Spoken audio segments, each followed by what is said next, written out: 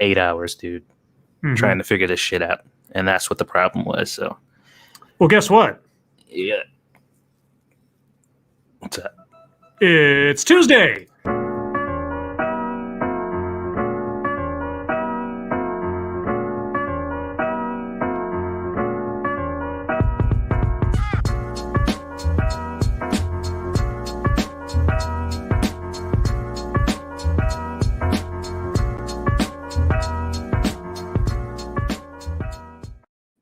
Hello, everyone, and welcome to the Lords of the Night. With me, as always, is the Lord of Pennies, Satsu 2 cents. What up, dope? And I'm your host, Scribe, the Lord of Punishment. I ambushed Satsu there a little bit with the opening, just for the hell of it. Did they hear my rant? Just the last, 5-10 seconds. Oh, okay. They got no context for what you're talking about. They don't know you were raving about them. Uh-huh. Yeah, so it's okay. Hello, everyone. Hello, chat. Hope you're all doing well. Welcome to Tuesday. Let's see. Before the stream, Point Curation. Thank you so much. 48 hours to go on paintings. Check them. Yes, Point Curation has a Kickstarter up wherein you can get some original art that he has created for, in relative terms, fairly cheaply. So I'll put the link back up on the chat. If you got a chance, go take a look at that. Go take a look and see if there's something there that you like. But that aside, Satsu, how are you doing? Well, as some may have caught the tail end of, it's been a very frustrating day, full of delivery people who don't know how to do their job and audio problems. Because since I started this YouTube thing, audio has been the bane of my existence. It is something that I've always had problems with and still do to this very day. And that's been an 8-hour adventure of pure frustration. And yeah, but I figured it out literally 8 minutes ago. Just figured out what the fucking problem was after 8 hours of fucking with this damn thing. So here we are. I did it. At least. Yay, you did it. As for me, fairly quiet workday, but then a sort of perpetual mild headache all day up until right now. Hopefully it's not going to get any worse, but irritating all the same. And then let's see what else is going on. I have my mother and my sister visiting this weekend, which means I have to clean my apartment. Oh, God, I have to pretend that I'm not a slob for a few hours this weekend by doing a whole bunch of stuff to clean this place up because it's not terrible, but, I'm an adult. It should be better, right? But anyway, so yeah, that's, I guess that's the excitement of my day. Also worked on some Photoshop stuff, which I've shown Satsu. And otherwise, hunted for possible TEDx's for Thursday. They keep posting these things in giant drops of various videos, and I'm just like, what am I going to do? And it's a good problem to have, though, if you have that many options. A good problem to have, TEDx? Yeah, I suppose so. Anyway, all that being said, Monkey Dick, Jim Jones, movies, video games, hit that like button if you have not already, and please share our stuff, if you would. YouTube does a very poor job letting anybody know that we have stuff or that we have streams going on or that we have content that people could enjoy. Same goes for many other creators. So if there is one out there that you like, whether it's us or anybody else, please be sure to let people know that you like them.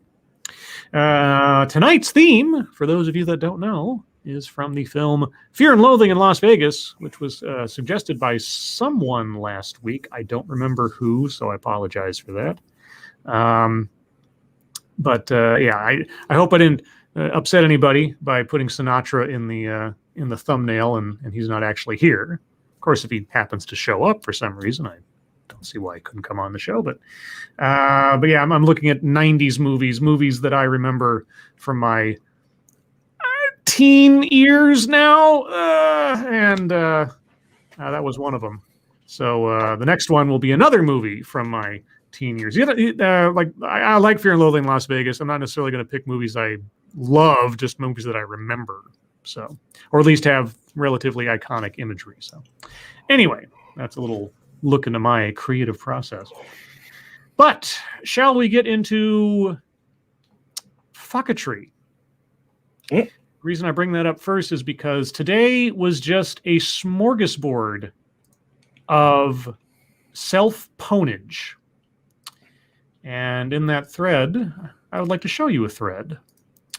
So I'm not going to dwell on the news of the shooting. I think most of us that have paid attention know more than we'd like to at this point. And that's not to diminish the impact or the severity of it, but I think we need to try to aim for a little more levity after a day of grimness. And so this is part of that. So when the image of the shooter first came out, a lot of people jumped to some conclusions, some very, very pointed conclusions about reality. Conclusions that were ultimately given a counterpoint that didn't leave them looking very good in the aftermath.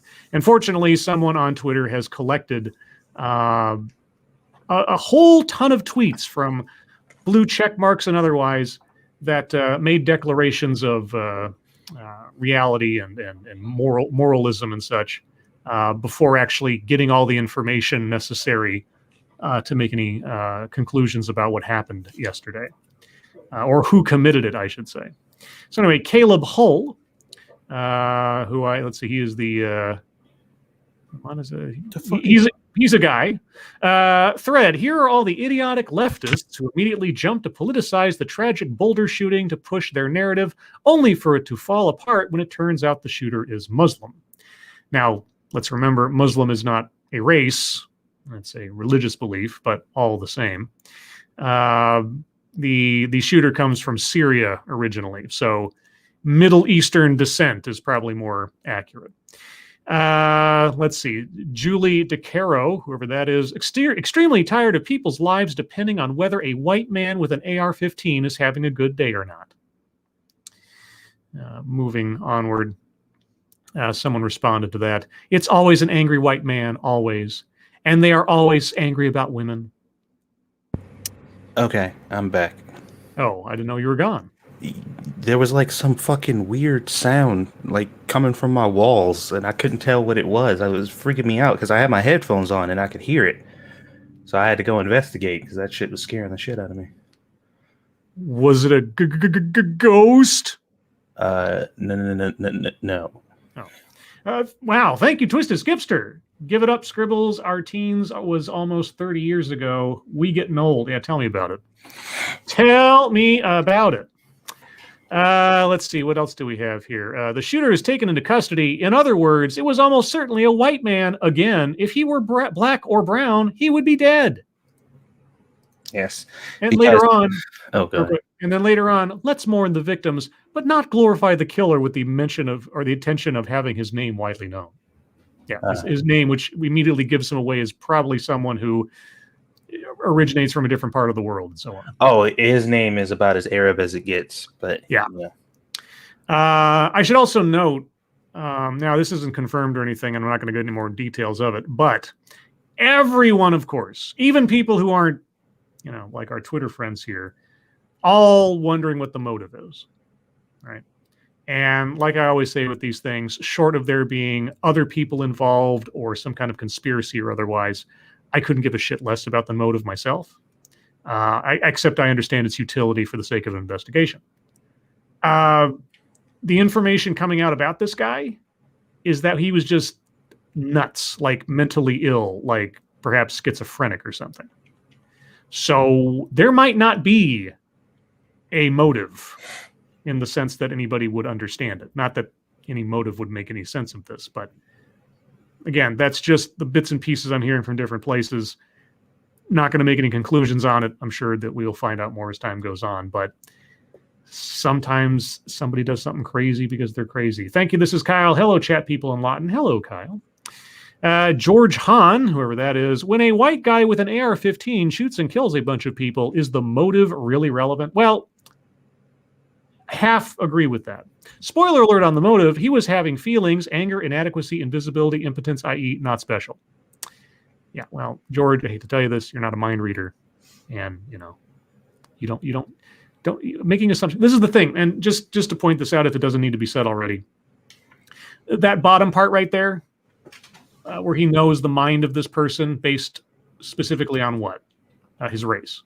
Mm-hmm. He knows the mind of someone on the basis of the person's race. Mm-hmm. There's a word for that kind of assumption, that kind of belief system. I'm sure we'll talk about it more and more as time goes on. Dylan Park, whoever that is, a white man walked into a grocery store in Boulder, killed 10 people, and was apprehended by the police and walked out of the building completely unharmed. That's not true. If you look at his leg in the video, it's harmed, but otherwise. Right down the road, police killed Elijah McClain while he apologized for not doing anything wrong. 2 different Americas. The suspected, CJ Werleman, this guy. The suspected gunman in the Boulder, Colorado mass shooting is a white guy. 7 reported dead. Q, mental issues, bad day, parking dispute, or anything else than what is most likely is a white domestic terrorist. Don Winslow, description. Police have taken him into custody. Translation, he was white. D.L. Hewley. Oh, D.L. Hewley. A white armed mass murderer has a better chance surviving an encounter with the police than a black dude holding a phone. The tripped out part about this, and I guess the thing we all know, is that there are probably thousands and thousands and thousands of interactions between police and people of color that has not resulted. I mean, but at this point, since George Floyd, and probably long before getting to this point, the entirety of the brown population of America should be completely eradicated right now, based on the way, like, every time a black person has an encounter with the police, they get killed, because that's how it works. Black people have a 0% survival rating with police. But every day, there's 100, probably 100, maybe 200 people at this exact second dealing with the police who are people of color that are not being gunned down. But it doesn't matter, because facts are irrelevant. Yeah, and if you like to see... and it's not easy to watch for some people, but there's a couple of channels on YouTube, like there's one called Police Activity, and it's just a constant series of released body cam footage from police interactions with people. And if you want to do a keyword search on there for just shooting, and if you have the stomach for it, because some of those things are pretty raw, you can see that people getting gunned down don't always just have non-white skin. People with mental illnesses or going crazy or something else. I mean, it's not good, but I can't count how many times I've done a video on someone, like there was one where I did a couple of years ago now. There was a Black Lives Matter advocate. Someone, a lady who had run for, she was in the vice presidential position for some small part. It was either the Green Party or something else. Anyway, she's standing on a stage talking to everybody about how it's difficult living in a world, in a society, in a country that wants to kill you. And I'm like, you ran for vice president. You're a well-known activist. You wrote a book. How are you alive? I mean, if society wanted to keep you from having any kind of power or getting any kind of position in life or being the success that you are and having a career in hip hop and everything, how are you alive? It's always very interesting to me, you know. And I'm going to go to real fucketry for a second. My only question today was, because everybody was just jumping on, oh, it's a white man, the white man means this, or then flipping on to other things. Can't we just hate criminals? Nope. Can we just dispense with categorizing them by what they look like and more so categorize them on what they have done? No. And the reason for that is because of the fact that if it's a white person, then it was done maliciously. It was done for hate, for some type of convenience, because white people are disgusting subhumans. If it was done by a person of color, then we need to examine and talk about and think about the nuances as to why people do things, because 90% of the time, if a brown person did anything wrong, it was a white man's fault. Yeah. So, okay, you know, even if the guy ends up being mentally ill or something else, I hate him for having killed people. It doesn't matter. what he looks like. If I had never seen a picture of him, you shall know him by his works, so to speak. And there you go. That's all. That is the only categorization I know. Law-abiding citizen or criminal. That's about it. As far as anything important to me in situations like this. And the fact that people then have to add on these extra things that they need to categorize, politicize, racialize. What he did was terrible. You're not helping anything. I always wonder, like, what do you think you're doing? What do you think you're improving by this instantaneous, knee-jerk activism after things like this? Speaking of, I hear it squishy in the background. That's squishy, by the way. I know. I heard her. I was wondering what she's doing. Telling me something that you're not paying attention to. Well, kind of. Okay. You just got your gold star for being a husband. There you Yay. go. So let's look at this story that I saw today, and I just thought, wow, this is sign of the times. 2 Asian American Democrats vow to oppose Biden nominees over lack of diversity after insulting White House comments. I actually tweeted a little rebuke to the 2 senators here on Twitter, just for the hell of it, because you can't do that. Senator Tammy Duckworth of Illinois is threatening to vote against any of President Joe Biden's nominees who aren't minorities over her fury that the cabinet lacks Asian Americans, adding she found it, quote, incredibly insulting, unquote, that a top White House official had pointed to Vice President Kamala Harris's South Asian roots as sufficient in defending the diversity of the administration. Senator Mazie Hirono of Hawaii will join Duckworth in opposing nominees on the floor until there's movement by the White House to diversify the administration with Asian American appointments.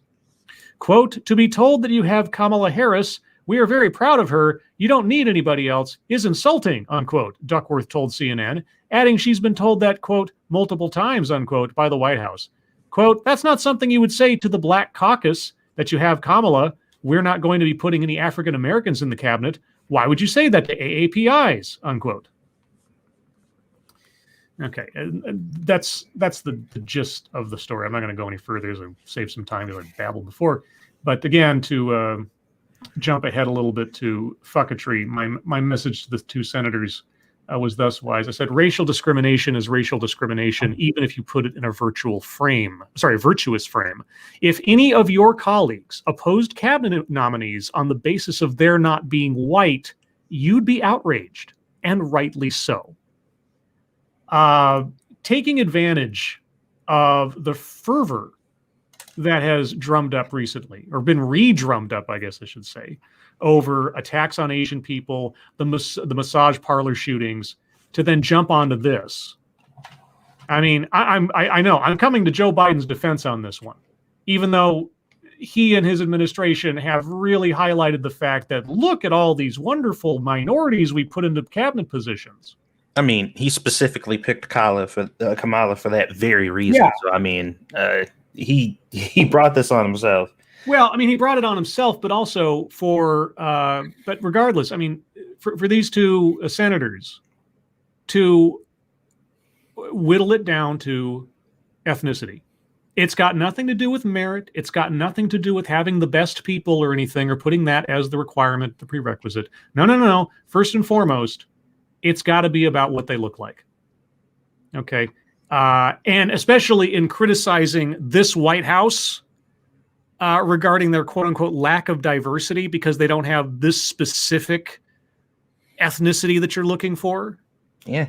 I don't, like I say, if Mitch McConnell came out tomorrow and criticized Biden for not having a white vice president, everybody would lose their fucking shit. And like I say, rightly so, because it doesn't matter. It does not matter. So why are you making this matter? Why are you whittling people down, people within your own demographic, I guess, to nothing more than tokens? That's what you're doing. That is all you're encouraging to have happen here. People put into place, not because of what they can do, but because of what they are. And either you don't see that, or you don't care. I'm more leaning on the second one because I don't think, well, Hirono might be the exception, but I don't think either of these people are dumb, or completely oblivious to reality. Thank you, tall person. Hoyo, can't watch live. We'll watch in full later. Happy Cuddly Kitten Day and National Puppy Day. Is it possible to have those 2 days on the same day and not have them claw each other to death? I mean, I guess they're babies, but still. Sure. Why not? Anyway, thank you, tall person. Yeah, there's not much more to read about this story because that's their declaration. That is their metric for who qualifies to be in the cabinet position as far as they're concerned. They're going to withhold their vote until people of the appropriate ethnicity are put up. Again, just think about that statement, apply it to anyone else in the spectrum of politics on any other subject or any other demographic than Asian, whatever, and tell me does that sound fair? Does that sound right?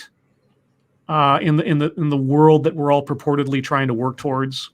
Tell me about anti-racism again. Yeah. Anyway. Like I said, I'd go find the first and dirtiest homeless person I could find on the street who happens to be Asian. And I'll be like, all right, well, here you go. Here's an Asian.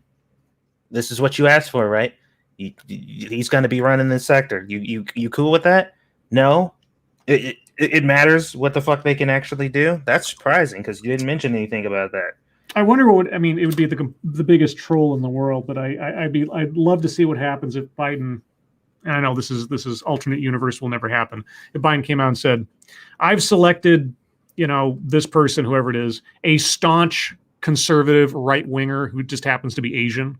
Oh yeah, the most right-winged, like almost borderline alt-right Asian person. And watch these two run for the hills on backing that person up. Mm-hmm. At that point, now what they do or what they believe or their merits will matter. Yeah, mm-hmm. Yeah, you just see that happen. Anyway, let's move on to something completely different. Because today is just the day of controversial topics, I guess. Supreme Court to discuss case that could expand Second Amendment rights. Right after a pair of shootings in a week? Oh, boy. When Supreme Court justices meet behind closed doors Friday, a conference that comes 3 days after the country's latest mass shooting, it's a mass murder. I mean, you want to highlight the method, obviously, but you can someone could drive to an empty lot, fire off a MAC-10, and it would be a mass shooting. But anyway, I just love the wordplay. They are scheduled to discuss whether to add a blockbuster issue to the docket for the next term, the scope of the Second Amendment. The court has largely dodged the issue since issuing 2 landmark opinions in 2008 and 2010, when it held for the first time that the Second Amendment protects an individual's right to keep and bear arms at home for self-defense. Gun rights activists and even some of the justices themselves have expressed frustration that the court has declined to further define the scope of the right as lower courts across the country have upheld restrictions. 3 years ago, for example, Justice Clarence Thomas charged that the Second Amendment is a disfavored right in this court, unquote.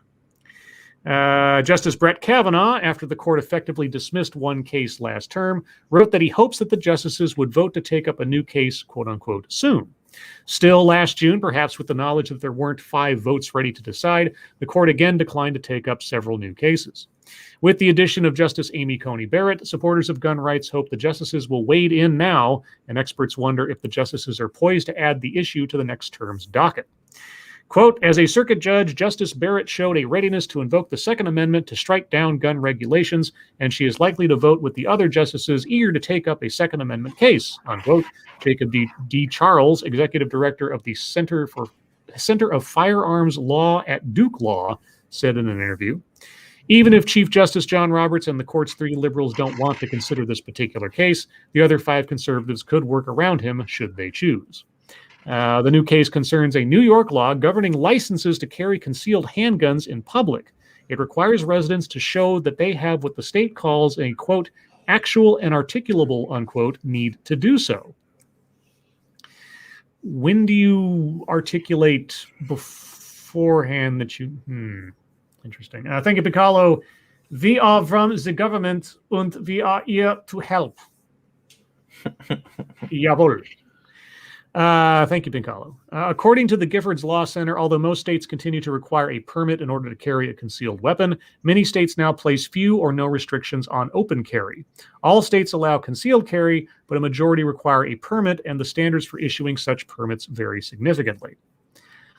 Okay, so, all right. 3 states, California, Florida, and Illinois, and the District of Columbia generally prohibit people from openly carrying firearms in public. 2 states, New York and South Carolina, prohibit openly carrying handguns, but not long guns. And another 3 states, Massachusetts, Minnesota, and New Jersey, prohibit openly carrying long guns, but not handguns. In the remaining states, people are generally allowed to open carry firearms, although some states require a permit or license to do so. Quote, the law is consistent with the historical scope of the Second Amendment and directly advances New York's compelling interest in public safety and crime prevention, unquote, New York Attorney General Letitia James wrote in court papers.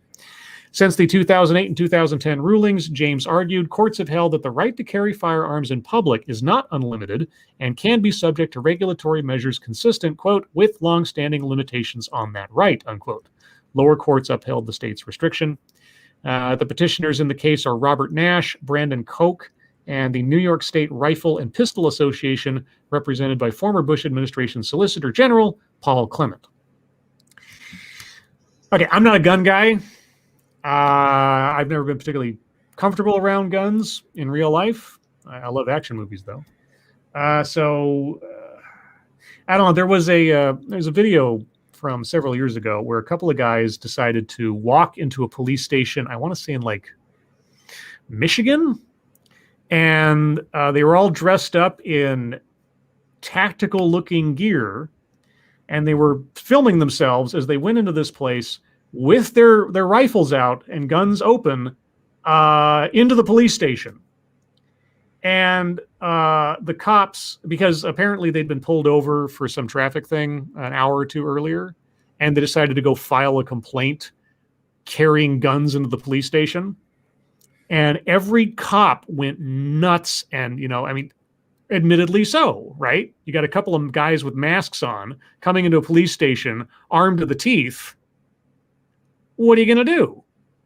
Mm-hmm. Now, were they right in doing that? Well, open carry, yes, but they came in there to intimidate. And so they got all sorts of shit falling on them for that because they filmed themselves, and they especially filmed themselves both getting stopped by the cops and muttering to themselves as they walked up the police station. It showed their intent. It showed their premeditation of this wasn't just, they weren't just carrying guns to carry guns. They were going there to make a point.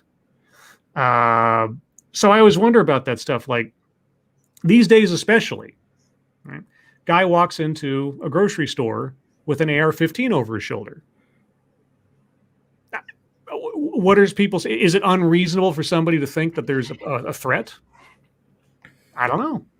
Is that a violation of the Second Amendment of the right to bear arms? Not, grizzly bear, but bear arms.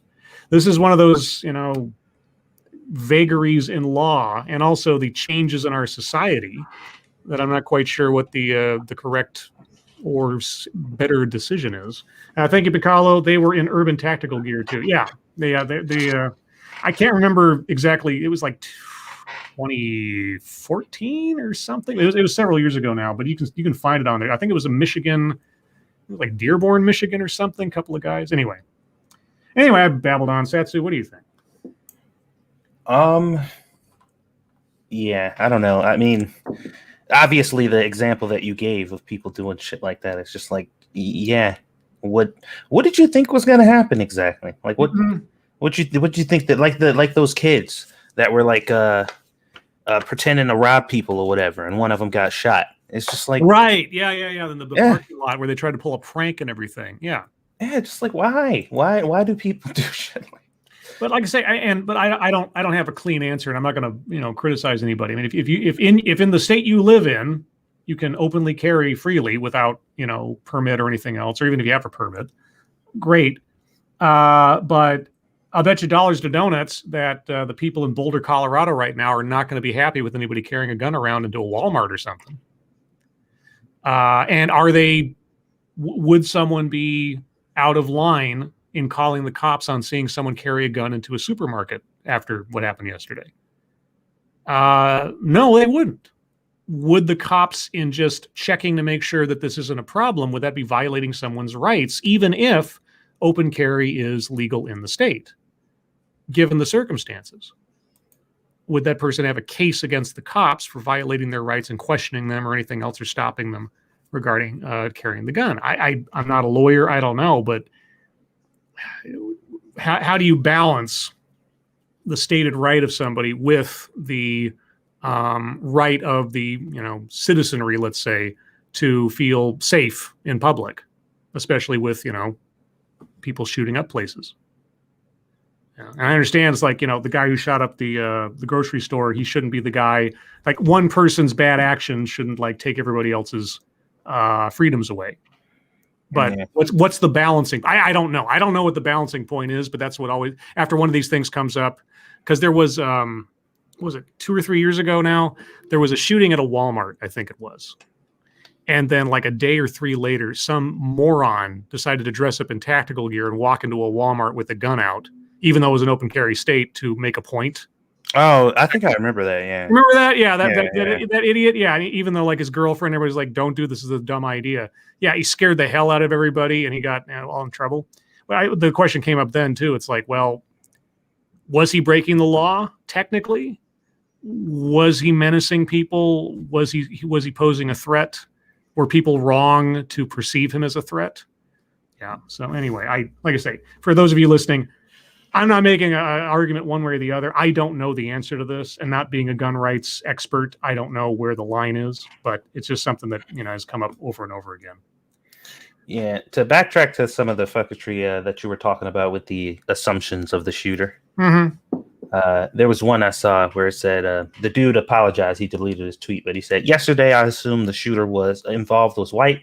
A white male, I was wrong. Over the last decade, a majority of these horrendous acts have been by white men, but I still refuse to give this murder notoriety.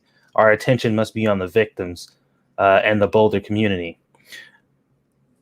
I've seen a lot of comments like that where people were like, as soon as it happened, 100%, the only thing that matters is this dude is white and that he had a gun, and we need to talk about him. We need to get his name out there. He's a white man, and that's important. And immediately in their apologies, they automatically shift to, well, it's not really about the shooter. It's about the victims now. I care about the victims now that I know that the person who shot them isn't white. Before, I didn't give a fuck about them because him being white was way more important than their lives. But now that I found out I was wrong, it's okay to care about the victims now because, it was another brown person or some shit like that. So it's cool. We can care about them now. And that shit annoys me. And the comment where he says, over the last decade, these horrendous acts have been done by white men, so it's okay to assume that. It makes me think like, well, what if we heard it was a drive-by and somebody was like, oh, must be a Negro or a Mexican or some shit like that? You would immediately be like, whoa, you can't just make that assumption, despite the fact that drive-bys are heavily a part of that culture. You'd still be like, the fact that you made that assumption makes you racist. These people, I don't know. I keep thinking that my hatred for humanity has reached its final form, and every day the beast just keeps getting bigger. All right. Yeah, I know. Controversial subject. I see people in the chat going back and forth on this. Like I say, I don't have an answer to this. And somebody brought up the fact that, private businesses can make a rule that, guns are not allowed on our property, that kind of thing. So, private property owners and businesses can make those restrictions. But like outside in public, in public streets and stuff, that's different. I don't know what the answer is. I don't know where the line is exactly. Obviously, it's possible that the court was going to take this up later this year. So maybe we'll see something to come out of that. Maybe we won't. It'll be interesting from an intellectual side to think about. Because again, I don't have a dog in this hunt, so to speak, as far as like, because I don't own a gun. But at the same time, the Constitution says what it says. So always interesting. We'll see what happens. Let's move on. One more, because this one caught my attention. White headmaster at New York Catholic school placed on leave after telling a black student to kneel and apologize, quote, the African way, unquote. Well, Now, I haven't read this. So I was trying to think like, okay, if somebody told me or just said, what is apologizing the African way? I was trying to think of like, what could I possibly think that meant? And I don't know, honestly. me neither. I'm black as fuck. I have no idea what that means. I see a birthday. We'll get there after the story. Thank you, Stargazer. Let's see. The white headmaster of a Catholic school on Long Island has been placed on leave following reports that he had a black student kneel in apology last month, calling it, quote, the African way, unquote, to apologize. The headmaster was temporarily removed from his job at St. Martin de Porres School in Hempstead, New York, after parent Tricia Paul went to the local press regarding her 11-year-old son's treatment at the school. The incident was first reported by the New York Daily News. Quote, St. Martin's neither condones nor accepts the actions of our headmaster, Brother James Conway, the school's acting headmaster, said in the statement. Quote, the incident does not reflect our long-established values or the established protocols regarding student-related issues. We have launched an internal review of the incident and restated in the clearest terms what is the established and approved practice for student-faculty interaction. Our most important mission here at St. Martin's is to provide our children with the spiritual and educational foundation that will allow them to lead exemplary lives. Let's see, Okay, Paul said her son's teacher took the assignment. Oh, yes, the assignment. I skipped it. In an interview with CNN Tuesday, Paul said she noticed her son seemed sad after school one day late last month. When she asked him what had happened, he told her he had been sent to the headmaster's office for working on an assignment in his literature class during designated reading time. Oh, God forbid. And I say that because it's a Catholic school. Paul said her son's teacher took the assignment, tore it up, and brought her son to the headmaster's office. Once there, Paul said, the headmaster told her son to kneel before the teacher in apology. Quote, I was filled with all different types of emotion, Paul said. When the headmaster called a few days later to discuss dates for her son's first communion, Paul said she brought it up. Quote, I asked him what happened. He began to tell me a story about an African family that attended the school many years ago. Okay, the headmaster, according to Paul, told her about a former student whose father had once told him to bow when apologizing, calling it, quote, the Nigerian way, unquote. Bowing is a completely different thing than kneeling. Also, I don't know the history of the Paul family, but I think they might be American, not Nigerian, but I don't know. Quote, I was just at a loss for words, unquote. Paul, who along with her son is black and of Haitian descent. Okay. I didn't understand the relevance. I was really sad and disappointed, she said, adding that when she went to the school to speak with the headmaster a few days later, quote, I was hoping to get through to him. In his office, the headmaster told the story again, Paul said. Quote, this time it was the African way. She said she tried to convey to the headmaster that he'd, quote, humiliated and degraded my son, unquote, but said she didn't feel heard. Paul said she decided to remove her son from in-person classes and currently attends remotely. Yeah, that headmaster is a dipshit. But also the person who like grabbed his assignment and tore it up, or was that the headmaster that did that? Yeah, I can't remember. No, son's teacher took the assignment and tore it up. So the kid's sitting in class for reading time, but he's working on his literature assignment. His teacher grabs it, rips it up, takes him to the headmaster, makes him kneel to apologize for working on his homework during reading time. Worst advertisement for the school you could ask for. Oh, yeah. But, sorry, go ahead.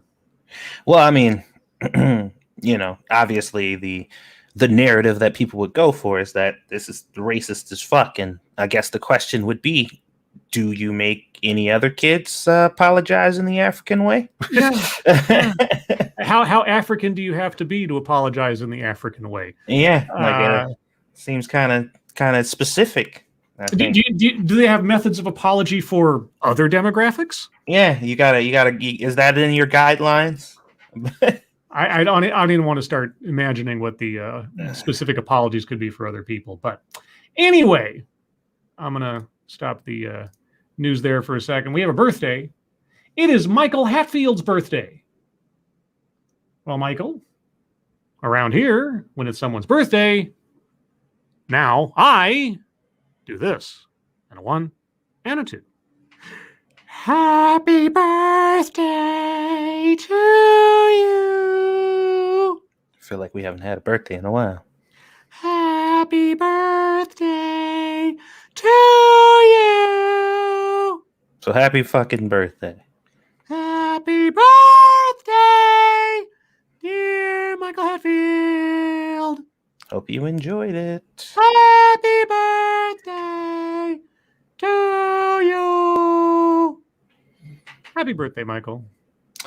Vanessa says in the chat, anyone else doubting this story? The only reason that I'm not is because they gave an explanation as to why they said they did it. Yeah, and the recitation by the mother as to her later interactions, I don't think you can get away with a construction that complicated as being completely false. So, I mean, maybe it's all made up. I don't know, but there's some things that lend to some credence. So anyway, thank you, Poker Pierce. What about guns makes you uncomfortable? That they can kill people. That people that I've known in growing up have been shot, either intentionally or accidentally. I just I'm not particularly comfortable around guns. Well, oh, go ahead. I was going to say it's not it doesn't lead me to a judgment of people who do and people who are responsible with them. My father owns several guns. I have an antique rifle that was basically left to me by my grandfather. That my father keeps it because he's got more room and a place to actually store it correctly. But no, I've just never been comfortable around him for various personal reasons. Go ahead, Satsu. Well, I was about to say, I can imagine the counter to that will be something along the lines of, well, everything can kill people. Are you comfortable around everything? And it's like, for me, I'm uncomfortable about anything potentially dangerous because I don't fucking trust human beings. As long as a human being can get their hand on it, and it's dangerous, I'm typically a little weary of it. And that goes for anything. Like crossing the street makes me nervous. Fucking guns, knives, like anything. It's just because I know that a human is responsible or can get access to this thing. Therefore, people fucking suck. So something bad could happen. So I'm generally uncomfortable around all that shit just because I fucking hate humans. I'm always wary when just walking with traffic around because I've been hit by a car before. Like hit, not in a car. I was hit by a car before by someone in broad daylight. There was no reason why they shouldn't have seen me, and they smacked me. And so I'm always very wary whether I'm crossing a street or crossing a driveway or an outlet from a like a fast food joint or something. I'm always looking both ways. I'm always very wary of my environment as much as I can be. These are things that I've just grown up with out of necessity and out of unfortunate experience. So, well, the thing is, anybody who made the argument that you're making, I think most people know what they're talking about because judging from the responses in the chat, people are thinking what you're saying is that if an inanimate gun was on the table and nobody was touching it, you would be terrified of it, which obviously is not what you're saying. Right. Because that makes no sense. And whenever I see people make that argument, I'm just like, you know for a 100% fact that I'm not saying that a gun that nobody has access to that's in a case somewhere, I'm scared of it. Like, no, it's not the gun or the inanimate object itself. It's what the fucking human beings that are around can do with it. Yeah. That's what I'm a little more concerned about. So I get what you guys are saying, but yeah, like I say, I don't know what to tell you, and I'm not gonna change my position on it. I've been around people who've been very careless with guns, and that's not an indictment of anybody who owns a gun or is a gun enthusiast. Just me personally, I'm just not particularly comfortable around them with people that have them or brandish them or otherwise show them off, that kind of thing. Personal reasons, but like I say, it's not a moral judgment. It's just a personal preference. Let's see. Happy birthday, Eric. Who is Eric? At his kitten? Is that Eric? Oh. Well, that's why I said most reasonable people understand. Okay, Most reasonable people. So let's make sure I got this right. Oh, his kitten's husband's birthday. Okay, I didn't see that part until I had kept chat frozen on the birthday thing, so I didn't miss it. But that extra little piece of information just popped up. Okay, gotcha. All right, well, Eric, his kitten's husband, it's your birthday, and so I guess once again I have to do this. And a 1, and a 2. Happy birthday to you. It's beautiful, Scribe. Happy birthday to you. You're singing to someone's husband, by the way. Happy birthday, dear Eric. There we go. That's more like it. Happy birthday to you. Happy birthday, Eric. Satsu ruined your song for you, but that's his fault. What? Thank you, Pical Driving 8 Man. Chris said it best. Bullet control, $50 a bullet. I thought it was $5,000 a bullet. I think Chris rocked this. He said, we don't need gun control, we need bullet control. Every bullet should cost $5,000. If every bullet costs $5,000 and somebody gets shot, you say, man, he must have done something. Yeah. It was great. That was a great bit. A really great bit. All right. Well, with all that being said, guys, let's move on to the wonderful world of MSS News. If you have news stories you'd like us to read on the air, please send them to us via Twitter using the hashtag MSS News. Can't promise to get them all, but that's because I tend to go on lately. I think I'm... his kitten says he liked the end better. He was getting disappointed. Oh. Well, I mean, I don't generally do requests, but if you want a silly version, just, kind of say so. It's fine. It's okay. Let's see. This one comes from Peter Stewart, one of our resident Canadians. Nux. Nova Scotia government to spend $19 million to dredge lagoon near First Nation. Okay, dredge it for what? Halifax, Nova Scotia says it will spend $19 million to clean up layers of sludge in Boat Harbor created by effluent from the northern pulp mill. Okay. The province said in a news release Monday the cleanup of the lagoon near a Micmac community is expected to start in 2022 following the completion of a federal environmental assessment. The Nova Scotia Lands Agency says Northern Pulp, a subsidiary of Paper Excellence, Paper Excellence, is considered to be responsible for dredging the top layer of sludge, which must be removed before a wider cleanup can begin. When I read Micmac Indians or Micmac community or whatever, I think of the book Pet Cemetery. I think it was spelled differently in that one, but the actual Pet Cemetery in the book is, I believe, built on a Micmac burial ground. That was the whole thing that caused it all to be crazy. Let's see. Northern Pulp, however, hasn't met several provincial deadlines to submit a plan for cleaning up the waste. Okay. Well, once cleaned up, Boat Harbor and the surrounding lands will be returned to the possession of Pictou Landing First Nation. Okay, so this is all in preparation for giving back land that was basically being used as a dump. Okay, well, I don't really have an opinion on it one way or the other. I don't know Canadian politics enough to say whether this is, I mean, cleaning up the environment from a bunch of toxic sludge, always a good idea. And $19 million doesn't sound all that much as long as it's, Nova Scotia. I mean, the company should be paying some of the bill, you would think. Yeah. Anyway. Pincalo says, paper and pulp mills have completely fucked so many water systems in Canada, Scribe. Invisible death rivers are a huge problem. Okay. Yeah, this is information I am not aware of. So, okay. But did I miss it? I mean, is the company themselves not liable for any of the cleanup costs? Liable or not, will they fucking pay it is the question. Well, yeah. Anyway, moving on.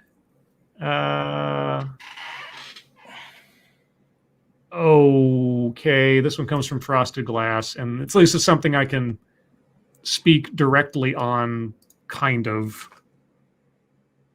Also ridiculous, but what else is new? No, that's not what. No, I wanted the. I just copied the address to the other article. Let's try that again, computer. Can we try that again? Yes. Okay. Let's see. Thank you, Poker Pierce. I honestly meant no disrespect by the question. I didn't take any disrespect by it. Have you ever been to a range? Do you see the benefit of the ability to defend yourself if needed? Yes and yes. I still don't like guns. I've fired guns before. My dad's taken me out shooting before. Don't like them. No, sir. Didn't like it. Falcon and Winter Soldier humanizes Asian Americans. Because, prior to this show, Satsu, I don't know if you knew this, but prior to this show, doing it for everyone, no one thought Asian Americans were human. I know, right? Yeah, if you didn't know, Asian Americans are, I don't know, inanimate objects or something, and that's what everybody's always thought forever.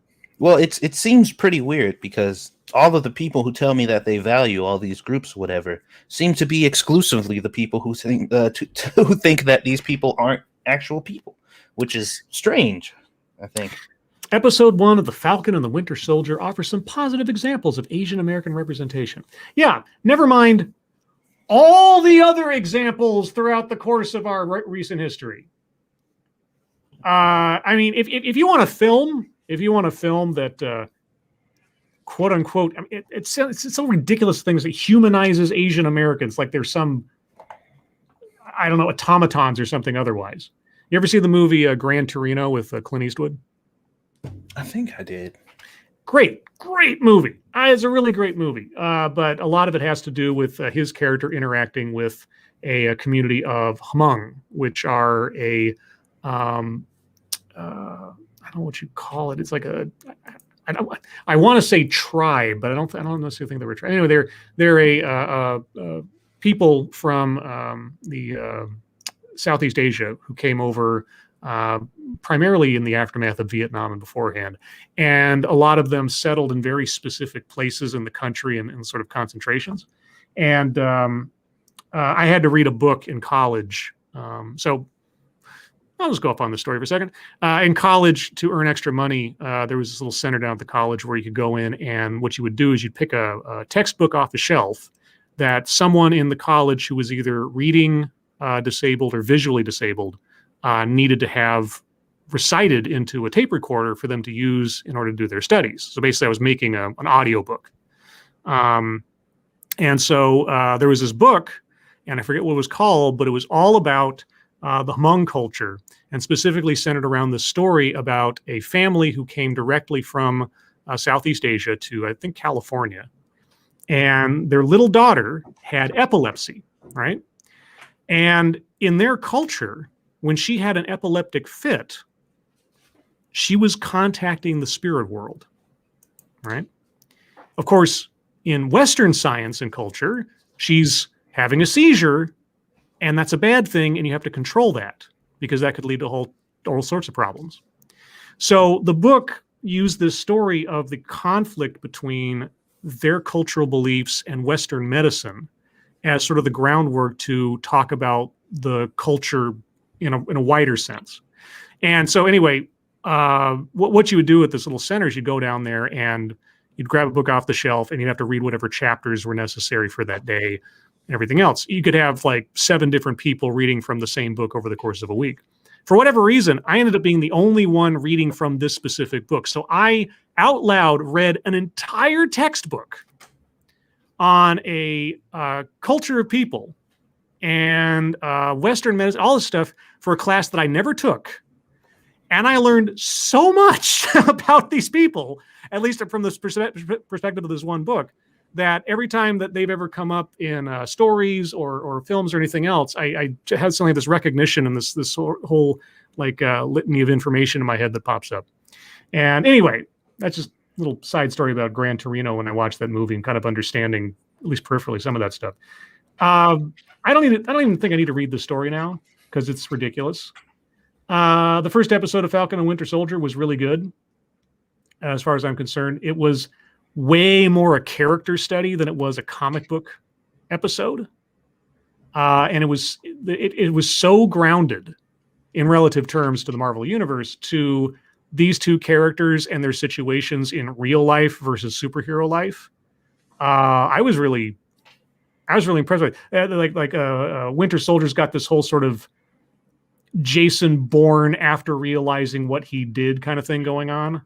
He's got like PTSD and guilt issues and sort of like 12-step program thing going on.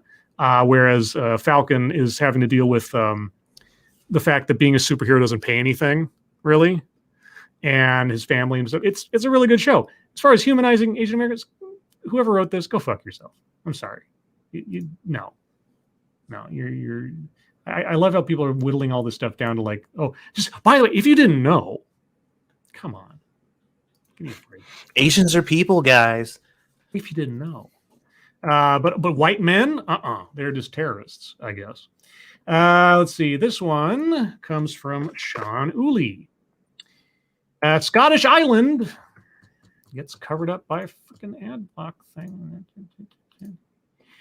I read this earlier this week. Scottish Island for sale with opening bid of $111,700.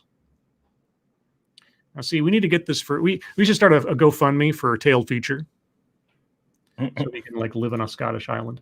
Let's see. An auction house announced an entire 11-acre island in the Scottish Highlands will be auctioned online with a starting bid of $111,700. Auctioneer's Future Property said Deer Island on Scotland's west coast is a space that can be, quote, enjoyed with zero chance of intrusion. Yeah, but I mean, can you get plumbing there? Property manager Stephen McCluskey said the island is being sold for the first time after being owned by the same family for the past 500 years. The closest island, Eileen Shona, I'm probably screwing that up, is owned by Vanessa Branson, sister of British businessman Richard Branson. Quote, they use that as a business. Island Shona is bigger, significantly bigger, but they've got chalets and a retreat where a number of celebrities go and stay, McCluskey told CNN. Deer Island, by comparison, is as undeveloped as can be, McCluskey said. Quote, it's rock and trees really at the moment. There's nothing on it and never been anything built on it or any application to have anything on it. There's nothing at all. It's been completely uninhabited for 500 years. McCluskey said the new owners will have to receive relevant planning permissions from the Scottish government before attempting to build anything on the island. Deer Island is expected to sell for $209,000 to $279,000 in the March 26th online auction. Rock and trees. Well, I guess I hope they have a whole bunch of like surveying information and geological stuff already specced out for people who actually might want to buy this and build something, because it could be just an absolute nightmare if you actually wanted to use it as some kind of habitat. But I don't know anything about islands much, but that's just my first thoughts. Well, Mr. Beast just sold an island. Oh, did he? Well, actually, technically, he didn't sell it. He bought an island, and then he gave it to one of his friends. So there's that. That guy is so... I know very little about him. I've never watched... I think I've only watched a video talking about a video he did, but I have no idea what he does, how he gets his money, etc. and so forth. I just he's kind of like this, in my own mind, kind of like an urban legend in a way. He has a ton of very dedicated sponsors. Yeah, no, I get that, because he just never seems to be without tons of money to give away to people. So. Oh yeah. Anyway, let's see. Moving on. I've seen this story or bits like it all over the place. And I forgot to mention too. He also just opened up a restaurant chain, and he has about 300 restaurants across America now. And I think he just opened 200 more. None of them have physical locations, mind you. They're all through ghost kitchens, which is one of the most brilliant fucking things I think I've ever seen in my life. But yeah, that's probably bringing him in a nice amount of change too.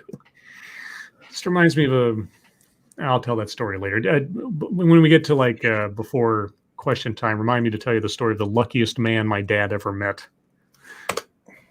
Let's see if I can get this one to go. Next story. This one comes from Jedi Ghost Bear. Sidney Powell's legal defense. Quote, reasonable people, unquote, wouldn't believe her election fraud claims.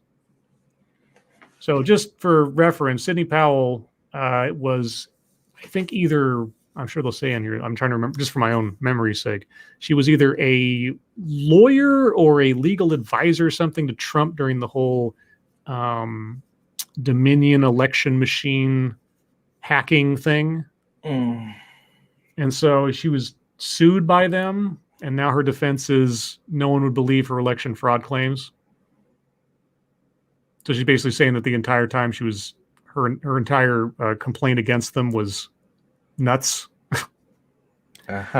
Ex-Trump attorney Sidney Powell's weeks-long campaign to invalidate the results of the 2020 election was not based in fact, her lawyers said Monday. Quote, no reasonable person would conclude that the statements were truly statements of fact, unquote, Powell's attorney said in a court filing defending her against a $1 billion defamation suit from Dominion Voting Systems, the manufacturer of the election equipment she claimed was involved in the conspiracy to steal the election. Powell, who for a time was part of former President Donald Trump's legal team fighting the election results, repeatedly and baselessly claimed that votes were illegally switched on Dominion voting machines. Election experts and officials, as well as top law enforcement officials, have said the 2020 election results were accurate, and there is no evidence of widespread voter fraud in the U.S.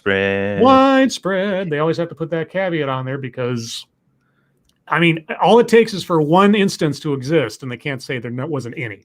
So anyway, the filing Monday in the U.S. District Court for the District of Columbia claims Powell's statements were so absurd they couldn't be taken seriously. There's a whole like media machine that certainly did, and a whole bunch of people that really did. And well, I don't know if they really did, but they certainly said they did. Let's put it this way. They certainly had the effect of defaming the company's reputation. Oh, yeah. So whether they were ridiculous or not, they had the backing of someone representing the president. Yeah, this is going to be this is a bizarre defense strategy. It'll be interesting. Well, I kind of already see where it's going to go, but anyway. Quote, plaintiffs themselves characterized the statements at issue as wild accusations and outlandish claims, her lawyers wrote. Yeah, because they're suing her for defamation.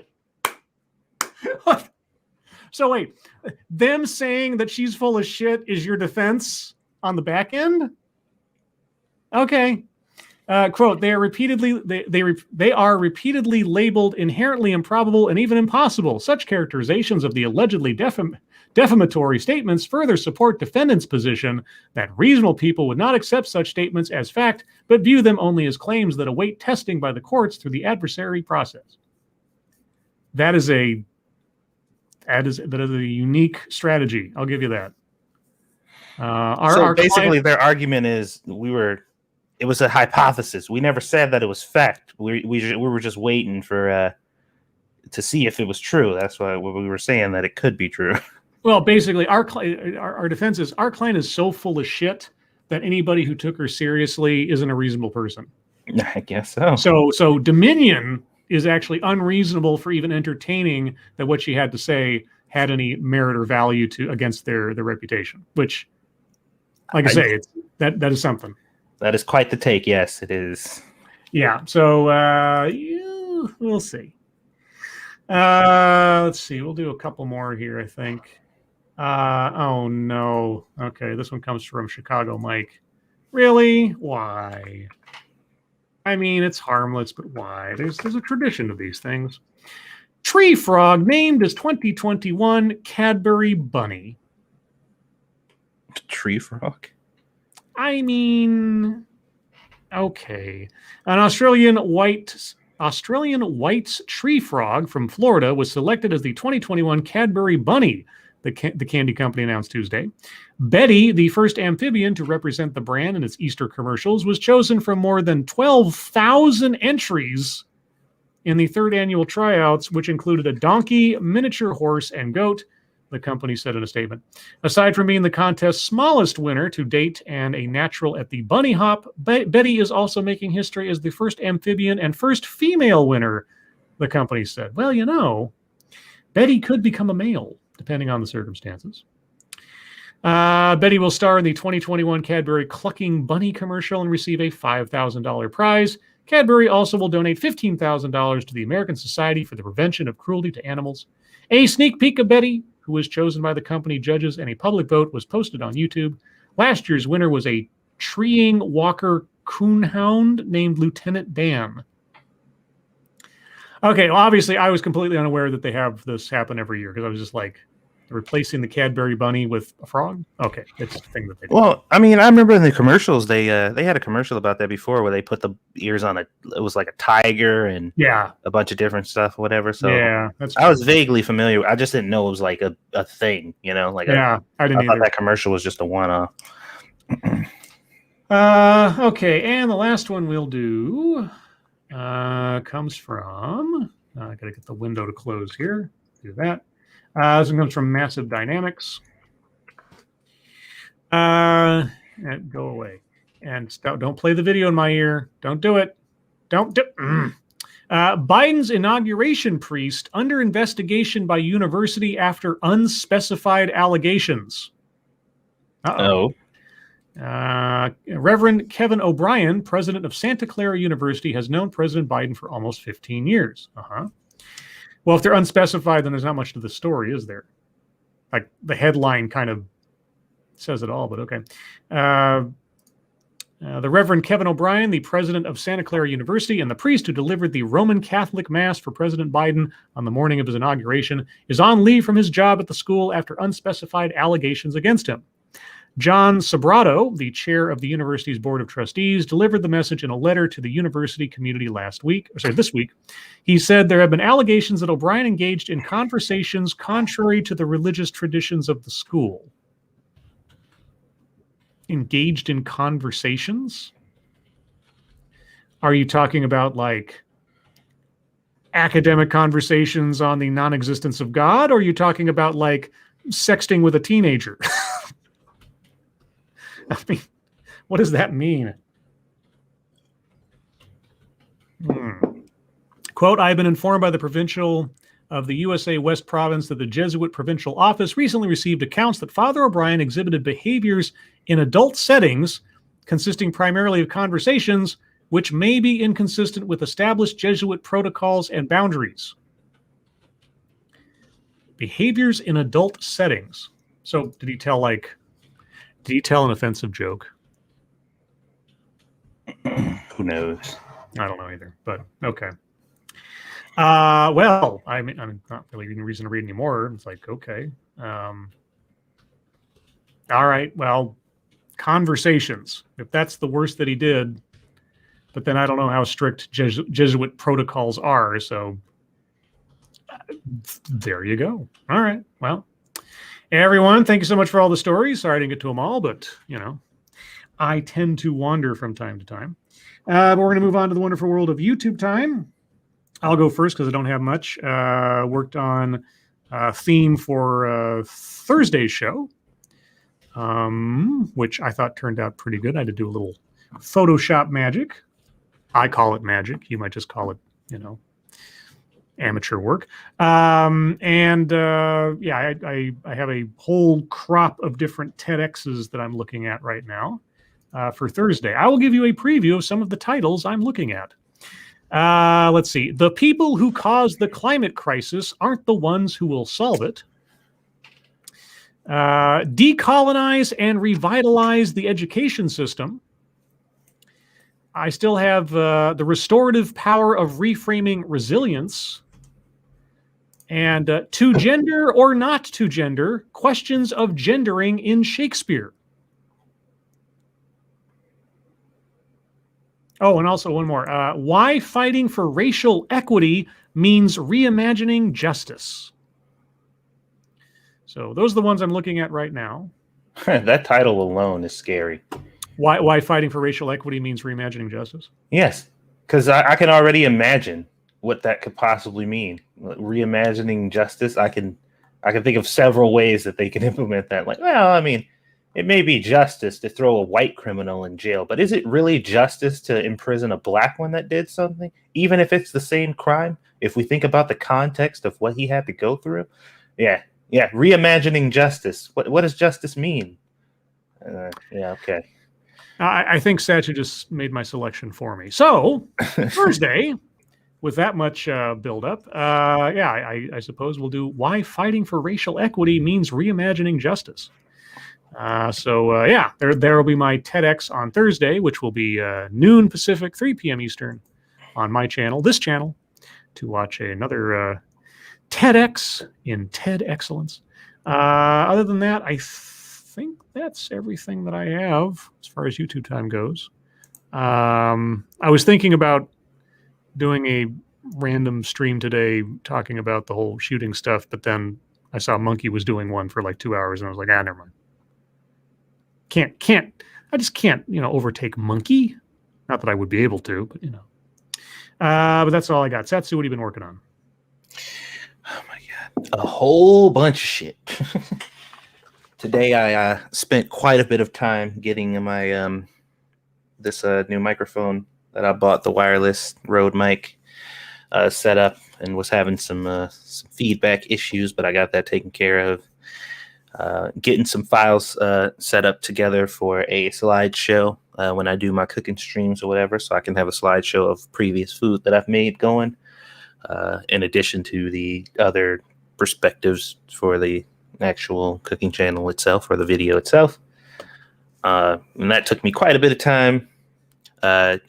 Chased around some people and had to do a scavenger hunt to find my package, because the people who deliver packages over here, some of them just don't give a shit, and others seem to be able to figure out the fact that, yes, I left explicit and direct instructions on exactly how to get to my apartment, and some just don't care. Like the one dude, when they found my package where he delivered it, it wasn't even close.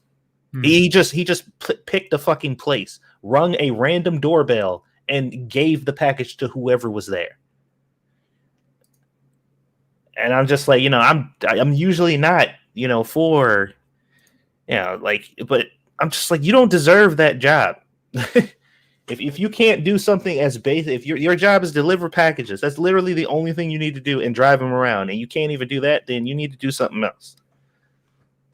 So I don't care about filing a complaint in this instance, because if you don't give a fuck about my shit, I don't give a fuck about your job. Like, yeah, I never really understood that. I mean, your job is to deliver packages to the places with the address on it. Sure, mistakes happen sometimes, but I mean, what? I don't get it. I see those videos of like FedEx guys like throwing the box at the front door from like the sidewalk or something. Yeah. And then they end up getting fired because somebody obviously had their camera on. Like, yeah, you should get fired. Your job is to deliver the package to the address, not what. Okay. Anyway. Yeah, fucking dude delivered my package yesterday.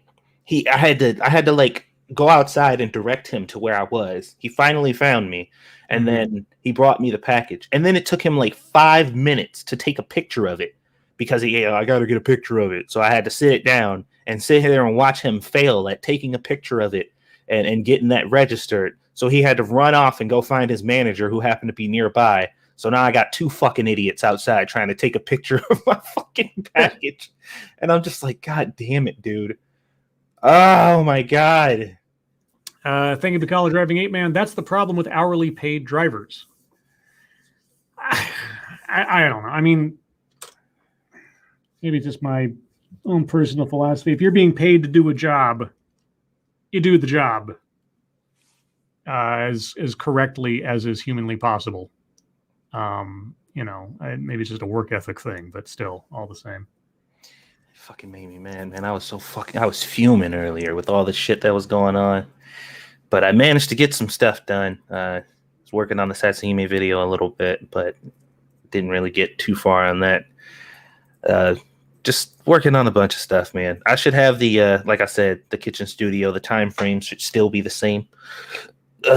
Same time. This time next week, I should be good to go. My mom's coming to get me on Thursday, so I can get I'm gonna get a barbecue grill so I could start doing that, and I'm thinking about getting a flat top because biggest Mikey, man, he been making me jealous with all that sexy food he be making on there.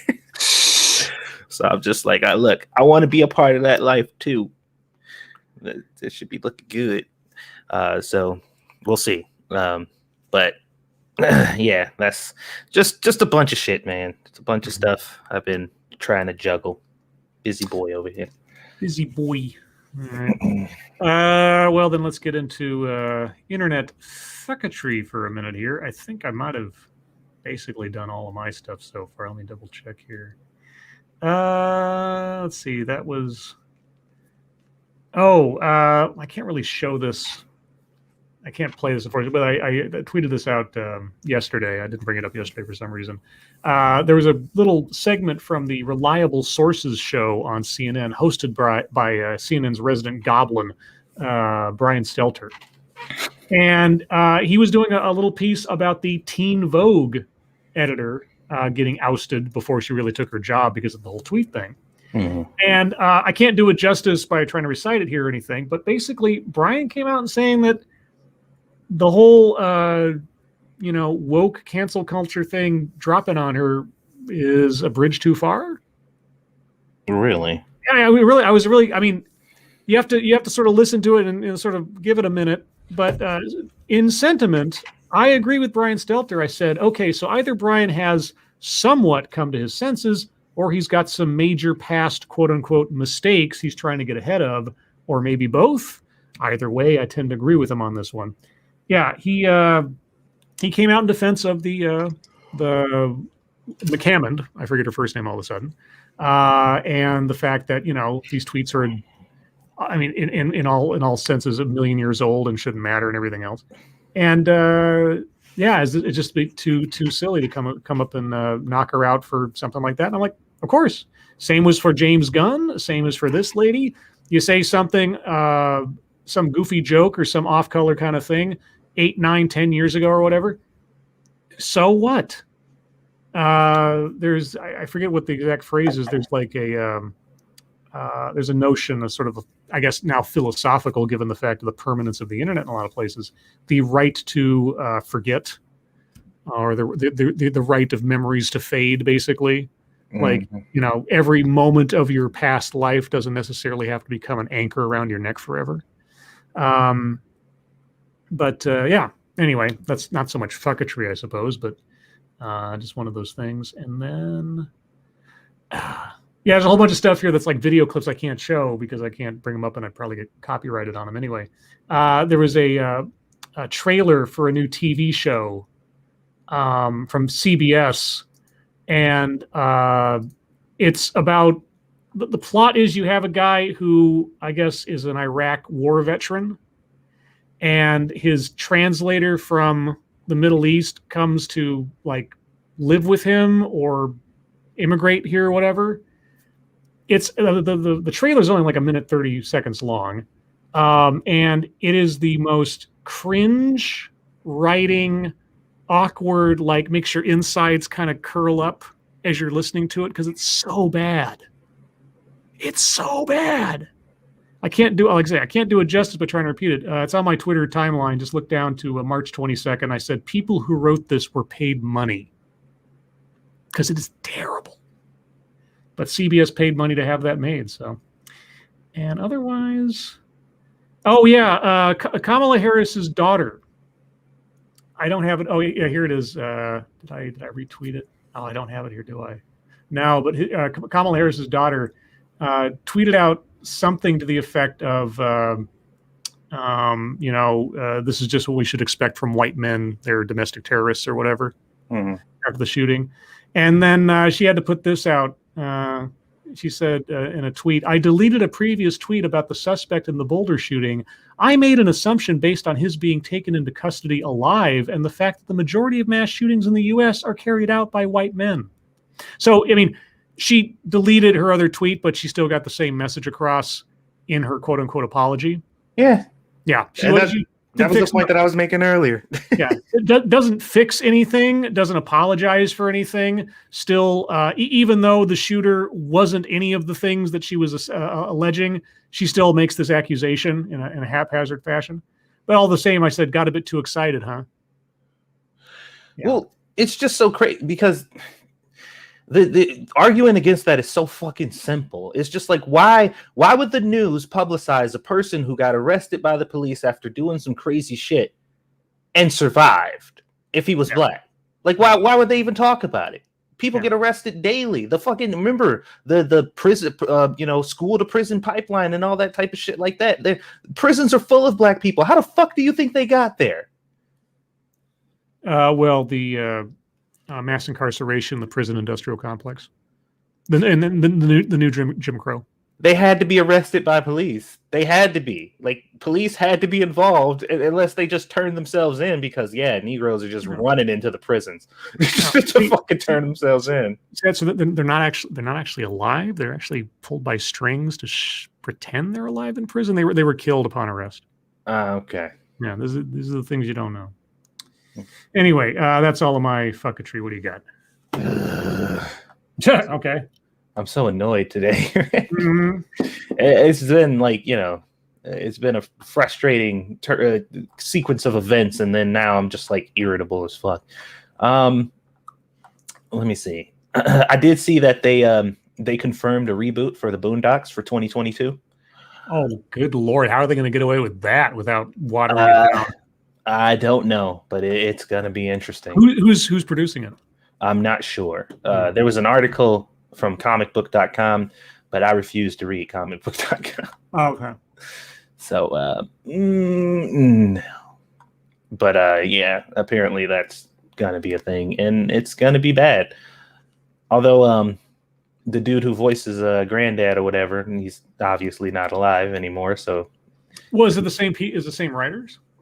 I would imagine they'd probably want to keep the same team because they had a good writing team. Mm-hmm. But there's going to have to be some changes in who they pick to voice the characters, and Pops just ain't gonna be the same without Pops. You know what I'm saying? Just ain't gonna be the same, man. But 'tis what it is. What else did I see today? There was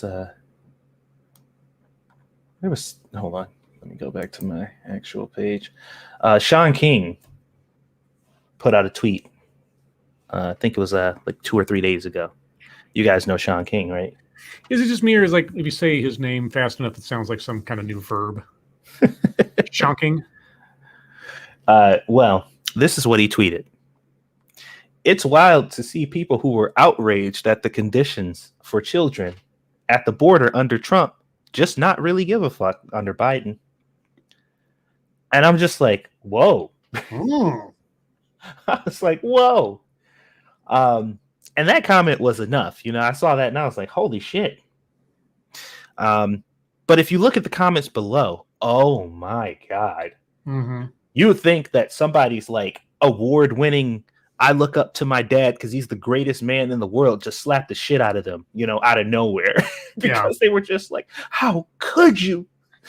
This is totally different. Trump 100% facilitated this thing, and this wouldn't even be happening if it wasn't for Trump, and that's not really fair because Trump really made this the thing, and Biden, government doesn't work that fast, and there's not much he can do. I was just like, oh my God.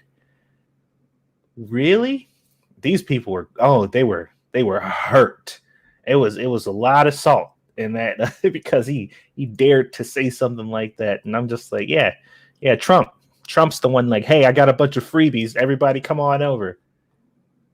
Remember when Biden was basically, we were getting to the point to where the debates were over and pretty much, we're like, all right, Biden's probably gonna win. And when he was coming out and speaking out about shit, people were like, yeah, well, Biden, what are you doing about it? And they're like, oh, Biden's not the president, Trump is. So I'm just like, well, what happened? Because Biden is the president now. So where'd that rhetoric go? It's gone. It fucking left this plane of existence and it's not real anymore. Because, of course, That's what happened. Let me see. I saw a cool ass video earlier of this person taking Pokemon cards and then filling out the entire, like using a paint to fill out the entire picture, like turn the whole card into like one whole picture or whatever. Okay. That shit was cool as fuck, dude.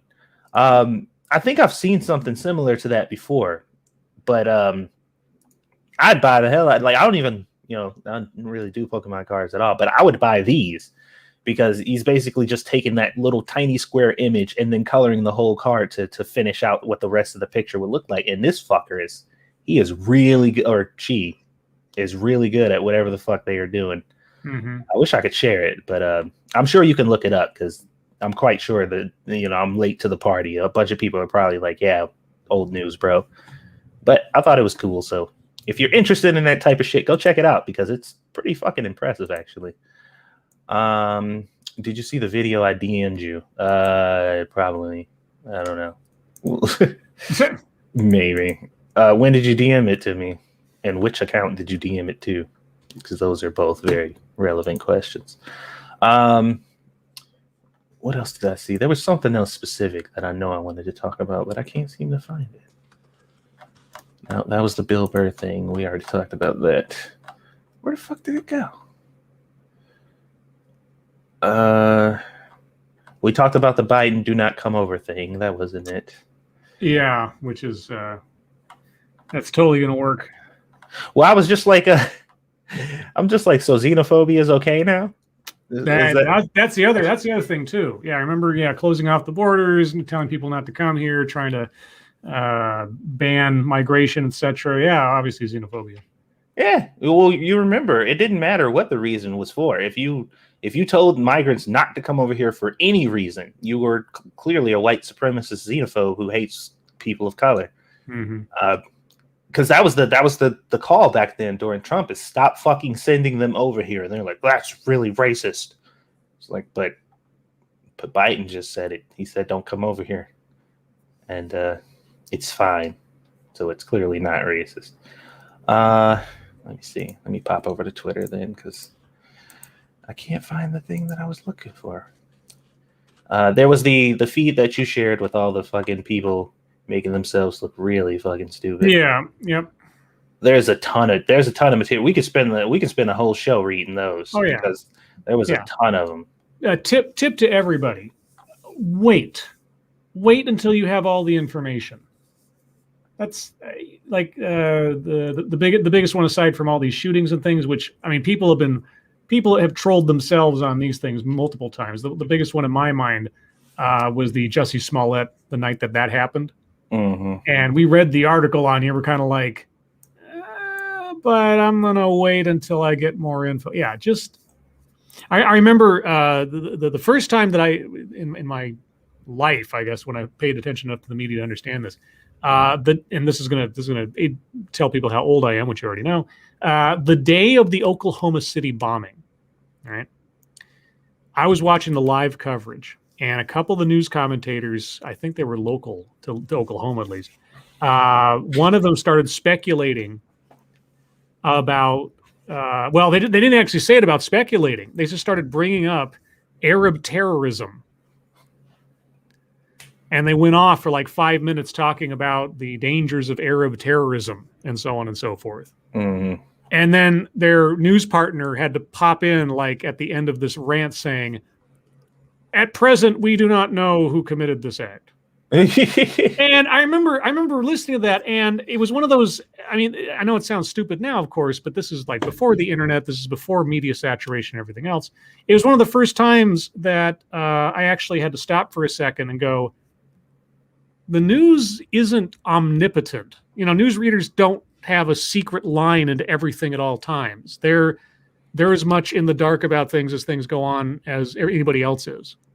And again, it's one of those things where it's like a duh moment. But I was much younger, obviously, than I am now, and I didn't pay attention to these things nearly as much. But yeah, it's one of those things. Just wait. When you have when they say it's a developing story, it's a developing story. They might be getting their information from 17 different places, just trying to keep people up to date and not have everything right. It's happened before. It'll happen again. Just wait. Hold your horses to make grand statements of fact until they're actually facts to make statements on. I did see that Biden is considering executive action against gun control or for gun control. Oh, because, of course he is. That's literally been his entire presidency thus far, is executive action. So what a shock. And, here it is. Okay. This is the post that I seen a little bit before we started. This one kind of confused me, and I'm just going to read it and see if you get the same kind of vibe that I got from it. It says Kamala Harris will go one-on-one with Bill Clinton on Friday to talk about the impact of COVID-19 on women and empowering women and girls in the U.S. Read that again? Kamala Harris will go one-on-one with Bill Clinton on Friday to talk about the impact of COVID-19 on women and empowering women and girls in the U.S.